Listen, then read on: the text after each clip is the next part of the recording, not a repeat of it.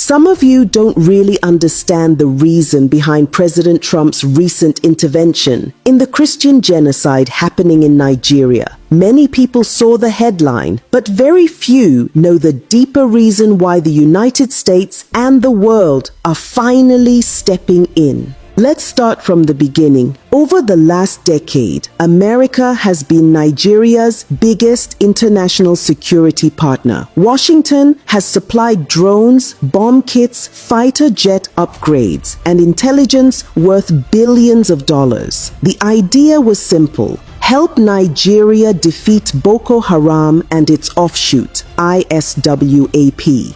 Just this year, the US approved another $346 million arms package for Nigeria. Precision bombs, missiles, and targeting systems meant to strengthen the Air Force. Before that, there was the sale of 12 Super Tucano aircraft worth $500 million delivered under the Trump administration.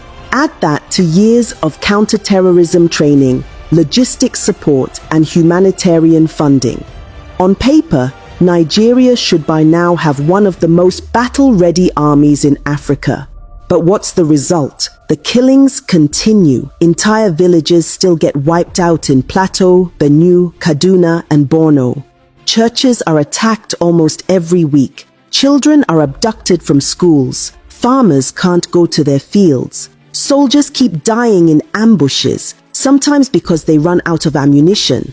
So America is asking the same question many Nigerians have been asking quietly for years. Where is all the money going?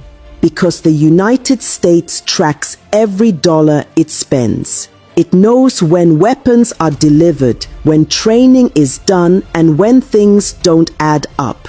Intelligence reports show that despite billions invested, Nigeria's security forces remain under-equipped, under-motivated, and deeply compromised. And that's the root of America's frustration. Trump's declaration that Nigeria is a country of particular concern was not only about religion, it was about credibility. Washington is tired of funding what looks like an endless war with no genuine intention to win. When a country keeps receiving military support but still allows terrorists to thrive, it raises suspicion. When attacks follow the same pattern, Christians targeted in their villages, priests kidnapped, worshippers slaughtered in churches, and there's still no serious response, the world begins to wonder whether the violence is being quietly tolerated. That's why Trump's words hit so hard. They are killing record numbers of Christians in Nigeria, and I will not allow that to continue. Those weren't diplomatic words. They were words of anger. Frustration from a government that's been watching Nigeria repeat the same cycle for over a decade.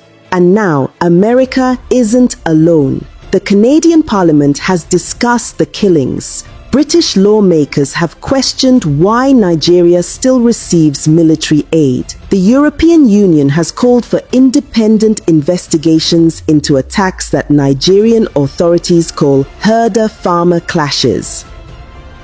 But let's be honest, how many times can something happen before we stop calling it coincidence? When the victims are repeatedly Christian villages, burned churches, murdered priests, the pattern speaks for itself. The tragedy here is that Nigeria's leaders still act as though these warnings are insults instead of wake-up calls. The official response to every global concern is always the same. They don't understand our security complexities, but the world understands enough to see the truth. The same corruption that destroyed the economy has infected the military. Procurement scandals, ghost soldiers, stolen allowances, even reports of weapons meant for the front lines ending up in the hands of terrorists. That's why the war never ends, because every bullet fired is another contract renewed. Every attack becomes another excuse to demand funding. The war has become an industry, and peace would ruin business. So when America sends weapons worth hundreds of millions and still sees villages burning, The anger is justified. No country, no matter how wealthy, wants to fund failure. And this is where it becomes expository. The US strategy now is shifting. The new aid packages come with strict monitoring clauses, human rights tracking, field audits, and transparent reporting. Washington wants to see evidence that the weapons are used for the right purpose, not for politics or profit. At the same time, discussions are happening in Congress about targeted sanctions, not against Nigeria as a nation, but against individuals, governors, generals, and politicians accused of either enabling the violence or stealing from defense budgets. If that list is activated, travel bans, asset freezes, and visa restrictions could follow.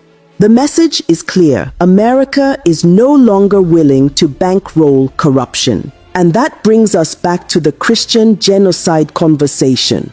For years, survivors have been crying out, saying, "They're killing us and the world is silent." Now the world is speaking, and Abuja isn't happy about it. But why would they be?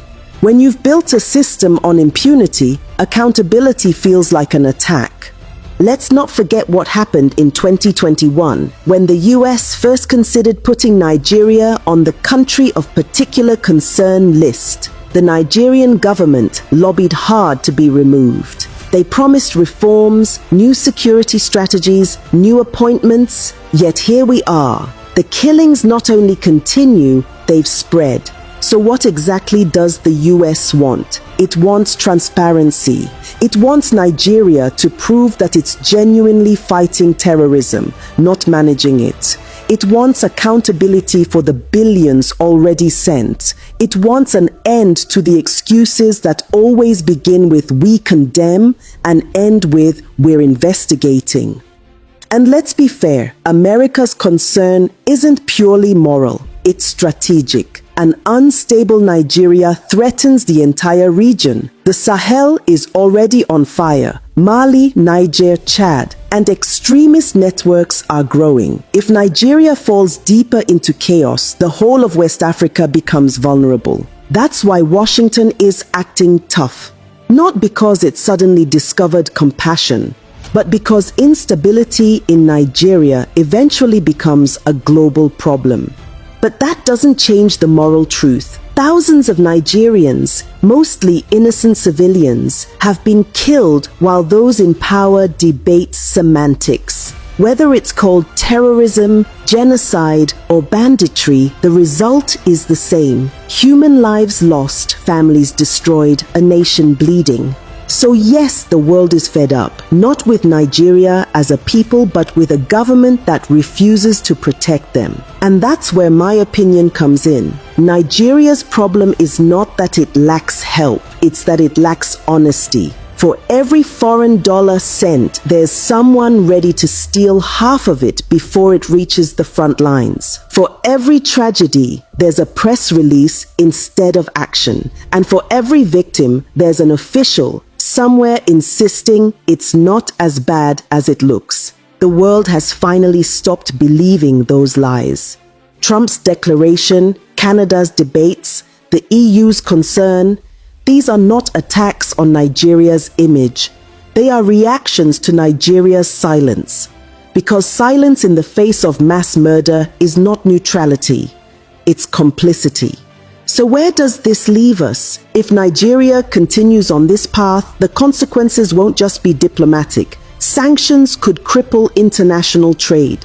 Military partnerships could be suspended. And the elite who once flew freely around the world may suddenly find themselves grounded, both literally and politically. But there's another possibility, the one most Nigerians hope for, that this global attention forces change.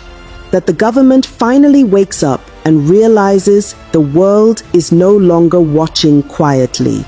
That the billions meant for defense finally go where they belong, to soldiers, to intelligence, to rebuilding the lives of those left behind.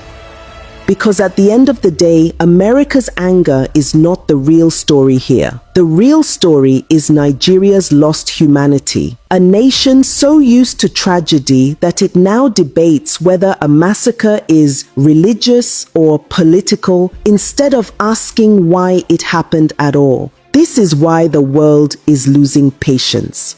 If Nigeria doesn't change course soon, the pressure from abroad will only intensify. Sanctions will follow, investigations will deepen, and foreign aid will come with stricter conditions. But it shouldn't take foreign threats to make our leaders act.